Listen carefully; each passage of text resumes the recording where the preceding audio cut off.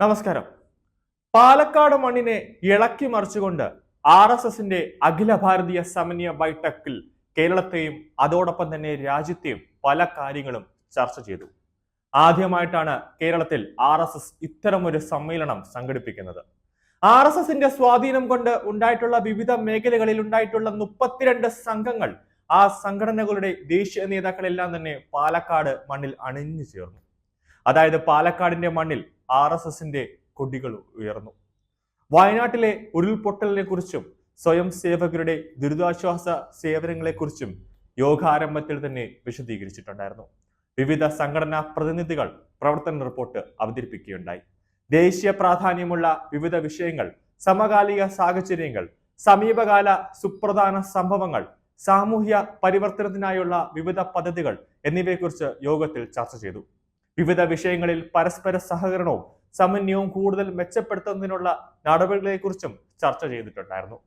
സ്ത്രീ സുരക്ഷയുടെ കാര്യത്തിൽ ഒരു വിട്ടുവീഴ്ചയും പാടില്ല എന്ന് RSS വ്യക്തമാക്കിയിരിക്കുകയാണ്. 3 ദിവസങ്ങളിലായി പാലക്കാട് നടന്ന അഖില ഭാരതീയ സമന്വയ ബൈഠക് ഇക്കാര്യം ആഴത്തിൽ ചർച്ച ചെയ്തുവെന്നും ബംഗാളിലെ യുവ വനിതാ ഡോക്ടർക്ക് നേരെയുണ്ടായ ആക്രമണത്തിന്റെ പശ്ചാത്തലത്തിലായിരുന്നു ചർച്ചയെന്നും അഖില ഭാരതീയ പ്രചാര പ്രമുഖ് സുനിൽ അംബേദ്കർ വാർത്താ സമ്മേളനത്തിൽ വ്യക്തമാക്കിയിരിക്കുകയാണ്. സ്ത്രീകൾക്കെതിരായ കുറ്റകൃത്യങ്ങളിൽ പെട്ടെന്ന് തന്നെ നീതി നടപ്പാക്കണം. നിയമ സംവിധാനങ്ങളും സർക്കാരും ഉണർന്ന് പ്രവർത്തിക്കേണ്ടിയിരിക്കുന്നു. ആവശ്യമെങ്കിൽ നിയമം ശക്തമാക്കണം.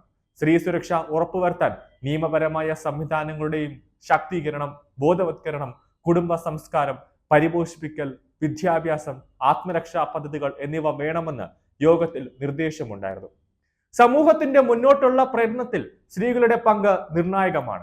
സാമൂഹ്യ ജീവിതത്തിലെ സ്ത്രീ ശാക്തീകരണവും പങ്കാളിത്തവും ലക്ഷ്യപ്പെട്ട് കഴിഞ്ഞ വർഷം എല്ലാ സംസ്ഥാനങ്ങളിലും ജില്ലാ കേന്ദ്രങ്ങളിലും സംഘം മഹിളാ സമ്മേളനങ്ങൾ സംഘടിപ്പിച്ചിട്ടുണ്ടായിരുന്നു. 6 ലക്ഷത്തോളം മഹിളകൾ, അതായത് 472 സമ്മേളനങ്ങളായി പങ്കെടുത്തു. യോഗത്തിൽ ഈ സമ്മേളനങ്ങളുടെ റിപ്പോർട്ട് അവതരിപ്പിക്കുകയുണ്ടായി. സ്ത്രീ മുന്നേറ്റത്തിൽ നിർണായക പങ്കും വഹിച്ചിട്ടുണ്ട്. പിന്നാക്ക വിഭാഗങ്ങൾക്ക് ഭരണഘടന ഉറപ്പു നൽകുന്ന സംവരണം പാലിക്കപ്പെടണം. ജാതി സെൻസസ് ഉൾപ്പെടെയുള്ള കണക്കുകൾ പിന്നാക്ക വിഭാഗങ്ങളുടെ ക്ഷേമം ഉറപ്പുവരുത്താനാണ് ലക്ഷ്യമിടുന്നത്. പിന്നാക്ക ക്ഷേമത്തിന്റെ കാര്യത്തിൽ ഭരണഘടനാ നിർദ്ദേശങ്ങൾ പാലിക്കപ്പെടേണ്ടതുണ്ട്. വോട്ടിന് വേണ്ടി ജാതി സെൻസസ് പോലുള്ള വിഷയങ്ങളെ ഉപയോഗിക്കുന്നതിനെ RSS ഒരു കാര്യത്തിലും അനുകൂലിക്കുന്നില്ല. ബംഗ്ലാദേശിലെ ഹിന്ദുക്കൾ ഉൾപ്പെടെ ന്യൂനപക്ഷങ്ങൾ വേട്ടയാടപ്പെടുന്ന സാഹചര്യവും യോഗം ചർച്ച ചെയ്തിട്ടുണ്ടായിരുന്നു. ഇക്കാര്യത്തിൽ എല്ലാവർക്കും ആശങ്കയുണ്ട്. അന്താരാഷ്ട്ര വിഷയമെന്ന നിലയ്ക്ക് ഇക്കാര്യത്തിൽ നയതന്ത്രപരമായ ഇടപെടൽ നടത്തണമെന്ന് കേന്ദ്ര സർക്കാരിനോട് RSS അഭ്യർത്ഥിച്ചിരിക്കുകയാണ്. ഗുജറാത്തിലെ കച്ചിൽ അതിർത്തി സുരക്ഷാ സംബന്ധമായി ഉണ്ടായ പ്രശ്നങ്ങളും യോഗം ചർച്ച ചെയ്തിട്ടുണ്ട്. തമിഴ്നാട്ടിലെ മതപരിവർത്തന ശ്രമങ്ങൾ ആശങ്കയുണ്ടാക്കുന്നതാണെന്ന് RSS തന്നെ അവരുടെ യോഗത്തിൽ വിശദീകരിച്ചു.